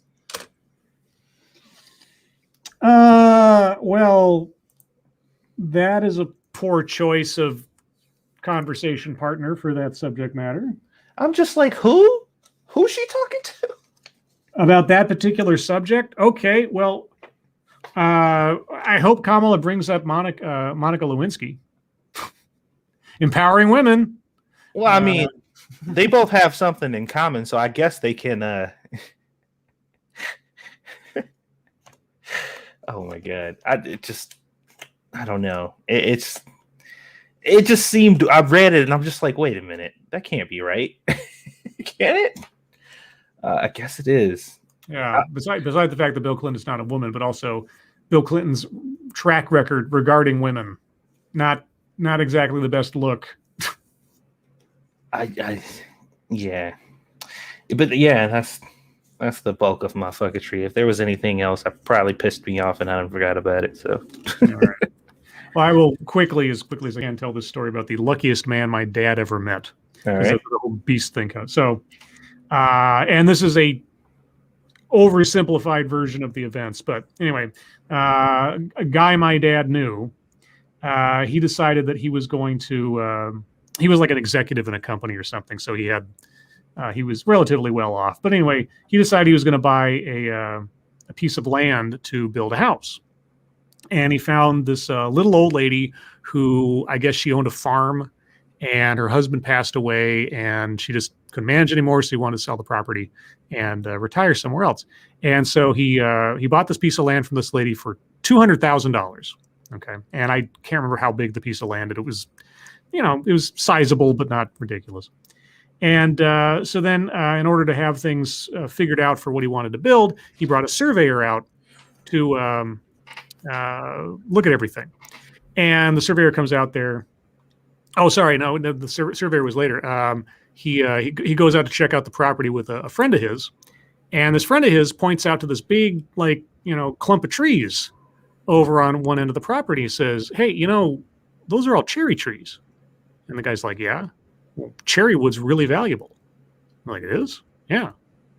So he brought a lumber guy out to do an estimate on the trees, and he's like, I don't want them there. They're in the way. You can chop them down and take them or whatever. And how much? And the guy says, "I'll give you $100,000 for all that." Like, okay. So half of his property payment's already paid for, right? Okay. Well, then he brings out the surveyor. And the surveyor starts figuring out the property lines and everything. And he comes back to the guy and he says, "Hey, yeah, so here's your report. But here's the thing. You see that that gas pumping station over there for the gas company?" Like, yeah, that's 5 feet inside your property. So the guy calls up the gas company and says, "Hey, your thing is actually inside my property." And apparently they didn't know this when they built the thing. And they're like, "Okay, it's going to cost us like God knows how many millions of dollars to pick that thing up, move it 10 feet in one direction and reinstall it." And so the guy's like, "Well, tell you what, I'll just lease the property. I'll just lease it to you to have your thing there if you give me free gas heat for the rest of my life." And they're like, "Okay." Oh, So yeah, so this guy pays effectively pays $100,000 for a $200,000 piece of property, plus gets free heating when he finally builds his house and everything. And I think there was like at least one or two other layers to something that had to do with how lucky that guy was in that instance. But yeah, so I think about Mr. Beast and just like happening upon all these great ideas and just happening to be the guy that ends up being this nexus for all this stuff. Just like some people just have the touch, I guess, and that's just the way it is. Yeah, some lucky shit right there. It is. But all that being said, guys, it's the bottom of the hour, which means it's chat time. So if you have any questions, comments, concerns, complaints, conspiracy theories, if you have any lucky stories of your own you'd like to share, please put them in the chat now. If you have questions for us directly, please put plenty of chat marks after those. If you have statements for us to consider, please put plenty of statement marks after those, even if Satsu doesn't like them. That's his problem. Mata Winter, oh lords, would y'all try a sultry smoked salmon on a slab of shapely steak, a side of sasazushi sushi, and a silver sphere of super sour spite? Salmon on steak. There's nothing right about that. A side of sushi. Yeah, not a combination I would probably enjoy all that much. I'd probably get through the salmon and then have no room for anything else because I don't actually eat all that much. And then as far as like super sour spite, is it you're bottling emotions now, or is spite some like cocktail I'm just not aware of? I don't know. Puddock, I heard rumors a while back that the Boondocks reboot is going to focus on Huey and Riley as adults. Is that confirmed? Satsu? What's up? I'm sorry. I heard rumors a while back that the Boondocks reboot is going to focus on Huey and Riley as adults. Is that confirmed? Oh, I don't know. I don't think so. No. There was an article on it, but I didn't read it. JB, how do you think future historians will view the COVID-19 pandemic? Well, I mean, the further you get out into history, the more of a footnote it'll become, probably. Think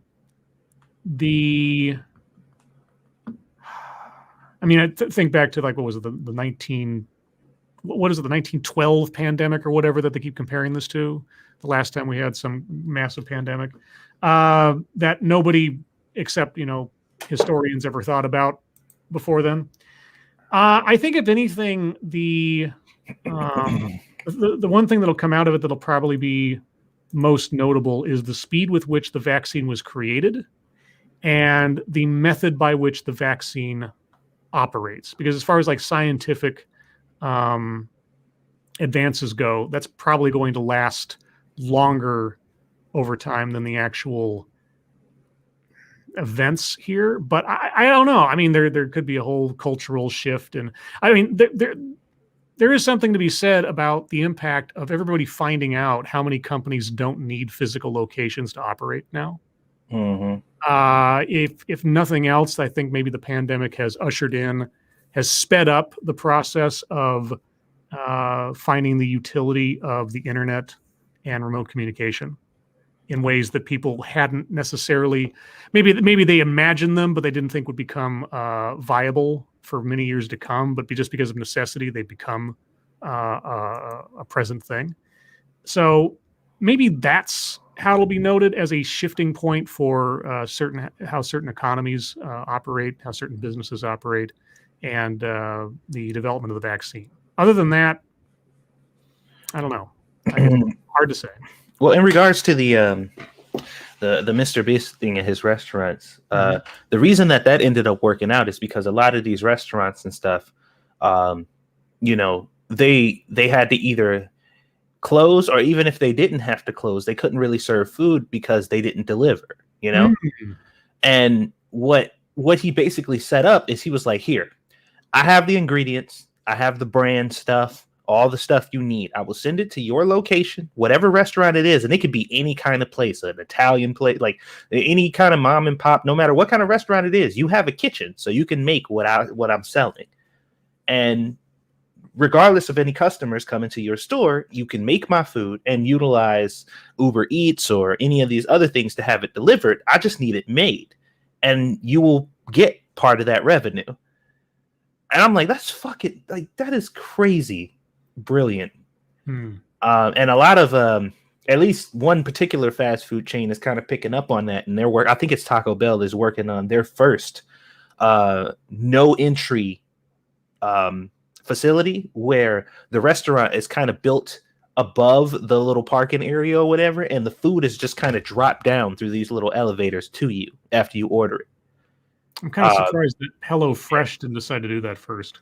Yeah, there's a whole bunch of different ways in which this new kind of model, and I don't know how new it is. I just know Mr. Beast capitalized on it. Maybe it's been around for a while. The idea of like ghost kitchens, I just never heard of it. But with these delivery apps, coupled with the pandemic and all this other stuff, like, I'm just like, dude, that is crazy smart. Now, the quality of the food is a whole nother issue, because I've seen a lot of, like, some people like Mr. Beast burgers are the best I've ever had, and other people like it's garbage. Like, don't buy that shit. So I guess it really depends. That was the one thing I was going to ask, is like, how do you maintain consistent quality if you're sending them off to a whole bunch of different restaurants of various skills and abilities, or who do or do not have the experience necessary to make that particular dish a particular way? I appreciate the innovation and the creativity of it. I'm just not quite sure how they achieve a consistent execution and product quality. But I guess we'll see. Let's see. Frosted Guy says, Satsu, can you check your Discord DM? When was that last time you looked at Discord? I don't fucking know. Like, why you gotta make me open Discord, man? Let's see. Understatement. Satsu, have you watched Mushoku Tensei, Jobless Reincarnation? It's really good. Jobless Reincarnation? I think I've heard of that. No, I haven't seen it though. Moderator Scribe Light typo Sprite. Oh, not Spite. Well, I thought Spite sounded kind of interesting. Scribe, Spite was just like some alcoholic beverage. Well, yeah, there's so many different cocktails and things, or just a name of a drink that I wouldn't know. Scribe, why won't Dogcat Fox abide by the Moonian peace accords? The Moonians can't write peace accords because they're vermin. They're just like little rat things. They don't have intelligence of any kind. They're just pests. Sorry, I called them Moonians. I didn't have any other word for them, but they're not. They don't have any accords. Sorry, not until I decide to genetically engineer them into intelligent beings, which isn't going to happen anytime soon because, like I say, they're pests. Oh, God damn it. Red Dirt Runner, Lord's powers. You get a magic wardrobe that can take you and anyone you are holding onto another world, but you are stalked by Jar Jar Binks as your tour guide. I could handle that. Is it like an individual, like I can only go to this one world, or is it any world? Or, okay. I mean, are we talking about like Lion the Witch and the Wardrobe kind of thing? Like, okay, that kind of wardrobe. Because for a second, I think magic wardrobe. I'm like, oh boy, a bunch of clothing. Okay. Let's see. So Jar Jar Binks is Mr. Tumnus, basically. Is that it? Mr. Yes, Scribe, favorite villain from DS9. Ooh. Benjamin Sisko. Because the build-up to when he turns into the dark side, you know what episode I'm talking about. Yeah, Benjamin Sisko. You want to talk about a build-up to someone turning from a good guy, well-meaning, always a bit on edge, but then going completely into political assassination's okay if it gets done what I need it to do. Yeah, Benjamin Sisko. Let's see. Red Dirt Runner, Scribe, have you thought of archery as a pastime? Thought of it? No. There's not really anywhere around here to do such things. I live in an apartment building. I don't really have any open fields nearby to go shoot arrows or anything, so no. Travis Garner, Lords, do you have Sonic drive-ins where you live? I wish I did. I hear Sonic's pretty good. I know of them within driving distance, but there's nothing near here. Like, I know I've seen one when my sister and I go to visit our folks. I've seen one on the way. I think that was it was. Yeah. So yeah, but I may have been at one once a long time ago, but that's how often I see them. Let's see. Cannibalistic Wizard, cheese-filled. You're doing like this cheese-filled thing lately, like cheese-filled drumsticks and cheese-filled this, and then cheese-filled avocado with hamburger and bacon wrapped around and smoked over hickory wood, served on a Hawaiian burger roll and a Ted Cruz head-shaped mug of tequila lemonade. You lost me at the cheese-filled avocado. I'm not a big fan of avocado, just as far as itself is concerned. That sounds like a fucking textural nightmare. And also like artery clogger. But some people. JB, would you eat a cat turd for $1 million? Sure. For $1 million? Look, after I have it medically examined and it is determined that it won't kill me, yes, Yeah. I will eat that bitch with a fucking knife and fork. Yeah, that'll be like, whatever the hell, bacteria or something that's going to like rot my brain or something. Like, even if it makes me sick, as long as it doesn't fucking kill me, then yes, I will have enough money to be able to pay for whatever doctor I need to go to. Ebony Williams, Scribe, how is your sister? She's good. I just talked to her, yesterday, the day before? And what was she up to? Oh, yeah, she texted me so I'm sitting here, I think it was Sunday. I get a text from an unknown number. And it says, hi, this is your sister. My phone died. And she had a question for me or something. And I wrote back and I said, how do I know this is really you? Tell me something only you would know. And she tells me something only she would know. I was like, okay, I'll believe you. And I forget exactly what it was. I think the battery died or whatever. That's how exciting my sister's life is right now. Is this a real article? Hold on. I don't know. It says, vaccinated, Krispy Kreme will give you free donuts for the rest of 2021. Yeah. Is that real? I believe that is real, yeah. Oh, time to go get a vaccine. And then, of course, let's talk about the death rate of diabetes versus the death rate of COVID. Yeah. Or obesity. Let's just talk about obesity. But anyway. Anyway, my sister's good. I'll see her this weekend. My mom's coming to visit for the weekend. We're going to go shopping around or running around or whatever and hang out and have some lunch. Let's see. Motto Winter. Oh, Lords, why were people taking pictures of Sassy's dick today? His package pictures. Har. Yuck, yuck, yuck.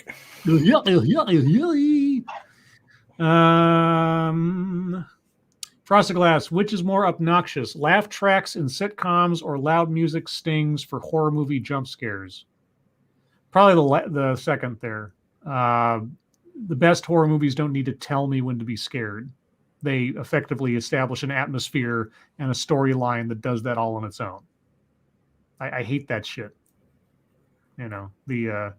The violin, whatever, like, no, or like the what happened in the It remake, where like every time the clown showed up, there was like this clank, clank, clank, clank, clank, clank, this stupid noise they had to put up there. Just atmosphere, tension, suspense. These things can be built up with no soundtrack if you know what you're doing. Or at best very minimal. Like just ambient noises or something, and not like freaking, yeah. Let's see. JB, have any of you dudes seen Catch-22? No, and not even the remake, which they did not too long ago. Satsu, have you ever seen the movie Catch-22 or read the book? I don't think I have, actually. Ebony Williams, my lords, your favorite gift you use the least. Favorite gift you use the least? Probably my bearded dragon. I feel so bad because he's just like, nobody loves me, and I'm like, I do. I just don't have time to like interact with you. I mean, if that I use the least as the qualifier, it'd probably be my sister several years ago got me a Blade Runner umbrella. It's an umbrella where the stem of the umbrella lights up like a little neon glow stick thing. And it's a full size, like, walking stick umbrella, and I just don't ever really have occasion to use that, because when I'm going somewhere, I'm walking, and I usually have one of those like small collapsible umbrellas because I don't need a big one, and they're easier to carry because I have to walk everywhere, not so cumbersome. So I really like it. I just never really find an opportunity to actually use it. And by now, I'm pretty sure the battery's got to be dead and or has, completely rotted away. It's been so many years. Pirates Creed and Blade Runner was Deckard a replicant? Yes. Yep. The clues are numerous, even in some of the well, maybe not the worst edits of the film, but yeah.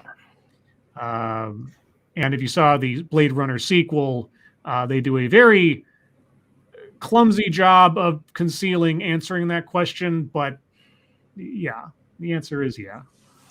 And even then, even in the dialogue of the first movie, there's plenty of indications that he is. And there's you can find several video essays on YouTube giving out the analysis of the different pieces of dialogue and different instances of things spread throughout the movie that put together really tell you that, yeah, he is.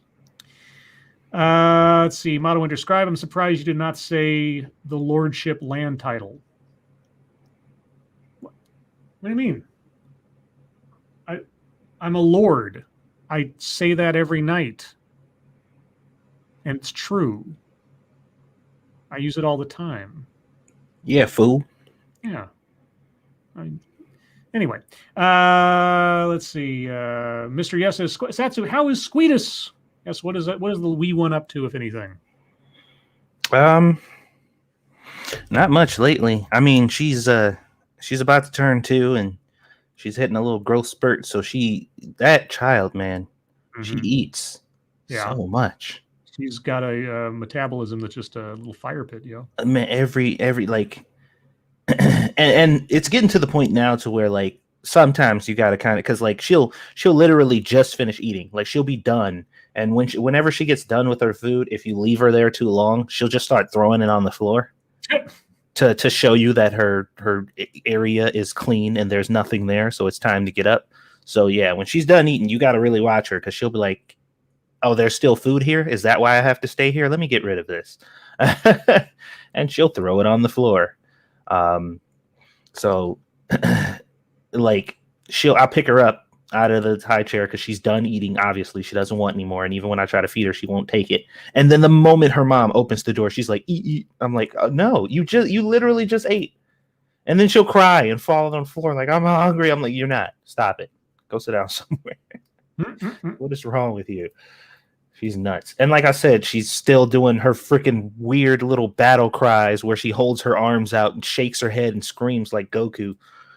I still haven't figured that out yet. I don't know what that's about. But if one day she accidentally flies out of this bitch because she unlocked her latent powers. Ebony Williams, does Squeetus have a lord name? The Lord of Pampers. Or Squishy, the Lord of Penis? I remember those, at least. I always kick myself when we have one of our friends on and I completely forget what their lord name was when we spend so much time, like P-Dog is the Lord of Jurisprudence. And, yeah. Somebody said more Squeetus vids. You know what? I should do that because she does some hilariously interesting things lately. Like I just discovered you remember I told you how hungry she likes to pretend to act sometimes. I found out that if I walk up to her and approach her like I'm getting ready to take her tray away, she'll start shoving food into her mouth like very quickly before I can take it away. And it's kind of hilarious, even though I'm just like, okay, I have to pull it because I'm like, I don't want her to choke or anything like that. But I'm just like, it's so funny. She just starts storing food like a squirrel. I'm like, what are you doing? Frosted Glass, if you discovered a new element and couldn't name it after a person, what would you call it? Tongue butter. Tongue butter?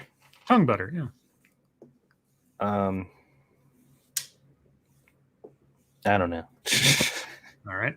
Thank you, Booker Pierce. Almost purchased a $49 Scottish lordship was scam. Okay, well, You got to go, if you want the Scottish lordship, you got to go to Highland Titles. That's where those things are legit.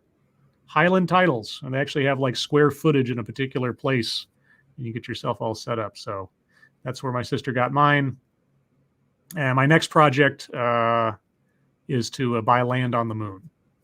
That's my next thing to get. They have packages for that. I gotta maybe with some of my stimulus money or something, I'll buy the deluxe package and get a super duper moon base for myself.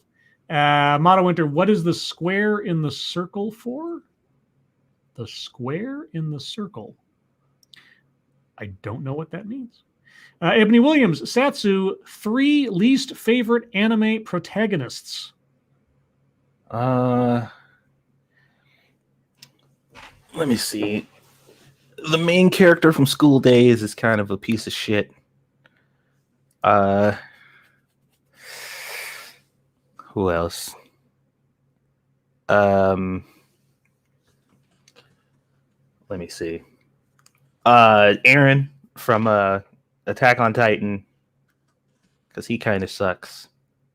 And who else? There's another main character. Oh, the protagonist from To Love Ru. And anybody who's a degenerate will only know what that show is. But yeah, fuck him too. Let's see. Yeah, Poker says that Highland Tiles is where he almost bought his. Like I say, I mean, it's a technicality, right? If you own land, you can technically call yourself a lord. And so they sell you a square foot of quote unquote land on this property that they own. And they give you a plot number and the whole 9 yards. You get a picture of it if you want to.